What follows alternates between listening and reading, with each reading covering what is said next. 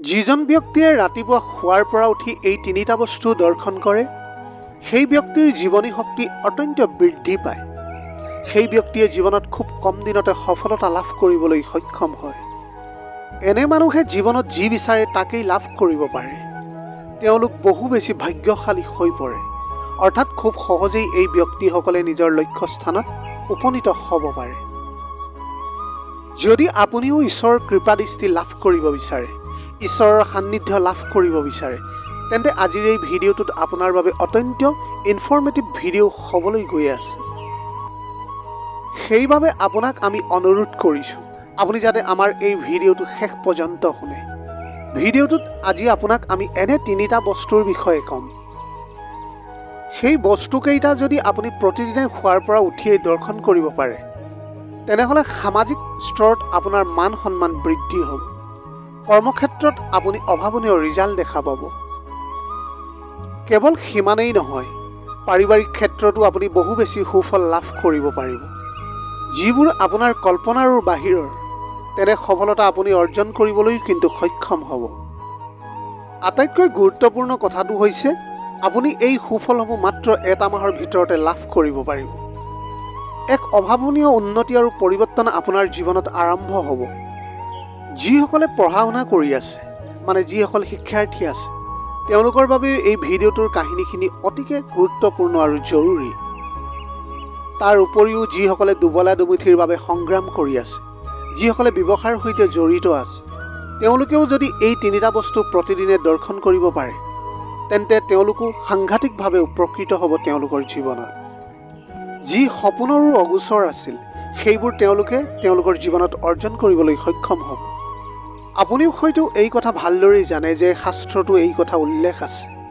এই মানৱ শৰীৰটো অত্যন্ত দুৰ্লভ, কাৰণ আমি প্ৰত্যেকেই এই মানৱ শৰীৰৰ মাজতে ঈশ্বৰক প্ৰাপ্তি কৰিব পাৰোঁ।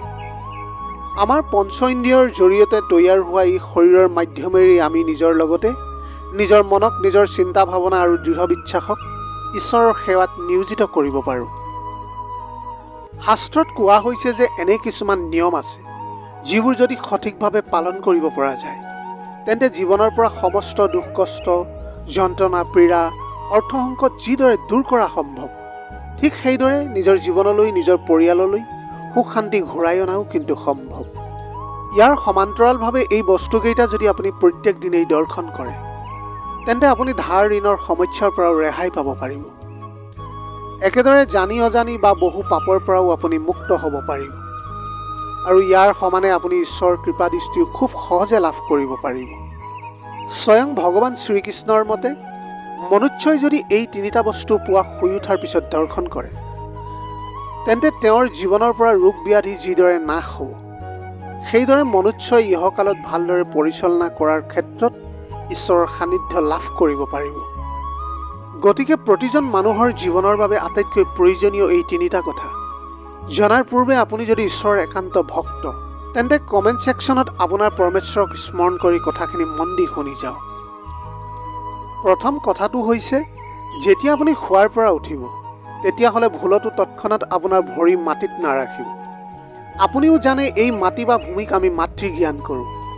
সেইবাবে কেতিয়াও শুৱাৰ পৰা উঠিয়েই ধৰিত্ৰী আইক অসন্মান নকৰিব। যেতিয়া আপুনি পুৱা সাৰ পাব, তেতিয়া কিছু সময় বিচনাতে বহি ধৰিত্ৰী মাতৃৰ ওচৰত ক্ষমা প্ৰাৰ্থনা কৰিব। তাৰপিছত যেতিয়া বিচনাৰ পৰা নামিব, তেতিয়া আপোনাৰ ভৰিয়ে মাটি স্পৰ্শ কৰাৰ পূৰ্বেই পুনৰ এইদৰে ক'ব, হে আই মাতৃ, নিজৰ সন্তান বুলি আভাজনক ক্ষমা কৰি দিয়া।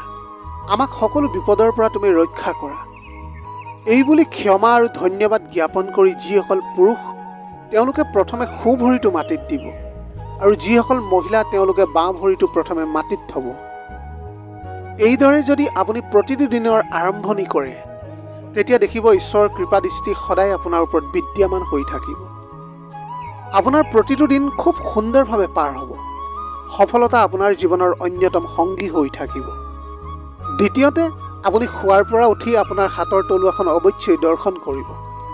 শাস্ত্ৰমতে আমাৰ হাতৰ তলুৱাৰ একেবাৰে ওপৰ অংশত আই লক্ষ্মী, মধ্যম ভাগত মা সৰস্বতী আৰু হাতৰ তলুৱাৰ একেবাৰে তলৰ অংশত প্ৰভু শ্ৰী গোবিন্দই বাস কৰে। গতিকে আপুনি যদি প্ৰতিদিনে শুৱাৰ পৰা উঠিয়ে আই লক্ষ্মী, মা সৰস্বতী আৰু শ্ৰী গোবিন্দ প্ৰভুক যদি দৰ্শন কৰে, তেনেহ'লে আপুনি এটা সুন্দৰ দিনৰ উপহাৰ পাব। এইদৰে নিয়মিতভাৱে কিছুদিন কৰাৰ পিছত আপুনি জীৱনত এক অভূতপূৰ্ব সফলতা লাভ কৰিবলৈ সক্ষম হ'ব। জীৱনত আপুনি যি বিচাৰিব তাকেই লাভ কৰিব পাৰিব। শাস্ত্ৰত উল্লেখ থকা মতে যদি মনুষ্যই নিজৰ জীৱনত এই কামখিনি প্ৰতিদিনে শুই উঠি কৰিব পাৰে, তেন্তে মনুষ্যই জীৱনত বিচৰা ধৰণেই পৰিৱৰ্তন দেখিবলৈ পাব। খুব কম দিনৰ ভিতৰতে মনুষ্যৰ জীৱনৰ পৰা দুখ কষ্ট দৰিদ্ৰতা আঁতৰ হৈ যাব। ৰোগমুক্ত চিন্তামুক্ত জীৱনৰ গৰাকী হ'ব পাৰে মনুষ্যই। যদি আপুনি সদায় পুৱা শুই উঠি হাতৰ তলুৱা দৰ্শন কৰে, তেন্তে আপুনি মা লক্ষ্মীৰ কৃপাৰ পৰা কেতিয়াও বঞ্চিত হ'বলগীয়া নহয়। আপোনাৰ ঘৰত লক্ষ্মীয়ে বাস কৰিব। কম দিনতে ধন সম্পত্তিৰে আপোনাৰ ঘৰ ভৰি পৰিব। আপুনি কেতিয়াও আৰ্থিক কষ্টৰ সন্মুখীন হ'বলগীয়া নহয়। লগতে মা সৰস্বতীৰ কৃপাৰ জৰিয়তে আপোনাৰ জ্ঞান বিদ্যা বৃদ্ধি পাব, চিন্তা কৰাৰ ক্ষমতা বৃদ্ধি পাব। ইয়াৰ উপৰিও গোবিন্দ প্ৰভু বা ভগৱান শ্ৰীকৃষ্ণৰ কৃপাৰ দ্বাৰা আপুনি বিভিন্ন ধৰণৰ বাধা বিঘিনি সমস্যা আদিৰ পৰা মুক্ত হৈ থাকিব পাৰিব জীৱনত। এই ক্ষেত্ৰত আপোনাক এটা মন্ত্ৰৰ প্ৰয়োজন হ'ব, যিটো মন্ত্ৰ একান্ত ভক্তিৰে প্ৰতি ৰাতিপুৱা শোৱাৰ পৰা উঠি হাতৰ তলুৱা দৰ্শন কৰি জপ কৰিব লাগিব। মন্ত্ৰটো আপুনি 3 বাৰ জপ কৰিব লাগিব। মন্ত্ৰটো আপোনালোকলৈ আগবঢ়াইছোঁ। কৰাগ্ৰে বসতে লক্ষ্মী কৰমধ্যে সৰস্বতী কৰমূলে তু গোবিন্দায়ে প্ৰভাতে কৰ দৰ্শনম। অৰ্থাৎ আমাৰ হাতৰ আগফালে মা লক্ষ্মী, মধ্যভাগত মা সৰস্বতী আৰু নিম্ন বা মূল ভাগত ভগৱান শ্ৰীহৰিয়ে বসবাস কৰে। আমি সকলোকে প্ৰণাম জনাইছোঁ। আমি সদায় পোৱা প্ৰভু ভগৱন্ত আৰু আই লক্ষ্মী সৰস্বতীক দৰ্শন কৰি আহিছোঁ। মন্ত্ৰটোত কোনোবাখিনিত যদি আমাৰ উচ্চাৰণ ভুল হৈছে, তেন্তে আমাক ক্ষমা কৰিব। এইদৰে আপুনি হাতৰ তলুৱা দৰ্শন কৰি প্ৰতিদিনে 3 বাৰকৈ শোৱাৰ পৰা উঠি মন্ত্ৰটো জপ কৰিব লাগিব। ইয়াৰ ফল আপুনি খুব কম দিনতে দেখা পাব। অভূতপূৰ্ব সফলতা আপুনি লাভ কৰিবলৈ সক্ষম হ'ব। এইবাৰ আহিছোঁ তৃতীয় আটাইতকৈ গুৰুত্বপূৰ্ণ কথাটোলৈ। তৃতীয়তে আপুনি শোৱাৰ পৰা উঠি আগতে উল্লেখ কৰা কাম দুটা কৰাৰ পিছত স্নান কৰি কিছু সময় ঈশ্বৰৰ সেৱাত নিজকে নিয়োজিত কৰিব। ভগৱানৰ সন্মুখত বহি লৈ মানে প্ৰাৰ্থনা গৃহত ভগৱানৰ থাপনাৰ সন্মুখত বা ফটো সন্মুখত যিকোনো বস্তু ৰখা হয়, যেনে ধৰক চন্দন, শংখ, ঘণ্টা বা তাম্ৰৰ পাত্ৰ, মানে প্ৰাৰ্থনা ঘৰটোত ঈশ্বৰক আৰাধনাৰ বাবে যিসমূহ পাত্ৰ থাকে, সেইসমূহ অৱশ্যে স্নান কৰি আহি দৰ্শন কৰিব। ইয়াৰ ফলত আপুনি দেখা পাব আপোনাৰ মানসিকতা শক্তিশালী হৈ পৰিব আৰু দেহ বহু বেছি বিশুদ্ধ হৈ পৰিব। সদায় আপুনি শোৱাৰ পৰা উঠি স্নান কৰি নিজকে ভগৱানৰ চৰণত সমৰ্পণ কৰিব আৰু ভগৱানৰ নাম কিছু সময় সদায় স্মৰণ কৰিব। লগতে আপুনি আপোনাৰ পিতৃ মাতৃ সূৰ্য দেৱতাক স্মৰণ কৰি নিজৰ দিনটোৰ আৰম্ভণি কৰিব। এইখিনি কৰিলে আপোনাৰ গোটেই দিনটো আনন্দৰে পাৰ হ'ব। শান্ত আৰু সুস্থ মনেৰে আপুনি প্ৰতিটো মুহূৰ্ত পাৰ কৰিব পাৰিব। আপুনি যি কামতে আগবাঢ়িব, সেই কামতে আপুনি সফল হ'ব পাৰিব। ঈশ্বৰৰ কৃপা দৃষ্টি গোটেই দিনটো আপোনাৰ ওপৰত পৰি থাকিব। বিশেষভাৱে যিসকল ধাৰ ঋণৰ বোজাত পোত গৈ আছে, সেইসকলে এই 3টা কাম সঠিকভাৱে কৰিব পাৰিলে নিশ্চিতভাৱে ধাৰ ঋণৰ সমস্যাৰ পৰা নিজকে উদ্ধাৰৰ ৰাস্তা বিচাৰি পাব। কেৱল সেয়াই নহয়, এই 3টা কামৰ জৰিয়তে আপোনাৰ শৰীৰৰ মন মগজু অত্যন্ত পজিটিভ এনাৰ্জিৰে ভৰি থাকিব, যি পজিটিভ এনাৰ্জিৰ প্ৰভাৱত আপুনি সফলতাৰ দিশে আগুৱাই যাবলৈ শক্তি পাব। এই 3টা কামৰ উপৰিও আপুনি প্ৰতি সপ্তাহত এদিন হ'লেও আৰু এটা কাম কৰাটো আপোনাৰ বাবে খুবেই মংগলজনক। যদি সদায় ভগৱানৰ কৃপা দৃষ্টি বিচাৰে, জীৱনত সুখ শান্তি বিচাৰে বা সকলো ক্ষেত্ৰতে সফলতা বিচাৰে, তেন্তে আপুনি সপ্তাহত এদিন ব্ৰহ্ম মুহূৰ্তত শোৱাৰ পৰা উঠি ঈশ্বৰক স্মৰণ কৰক।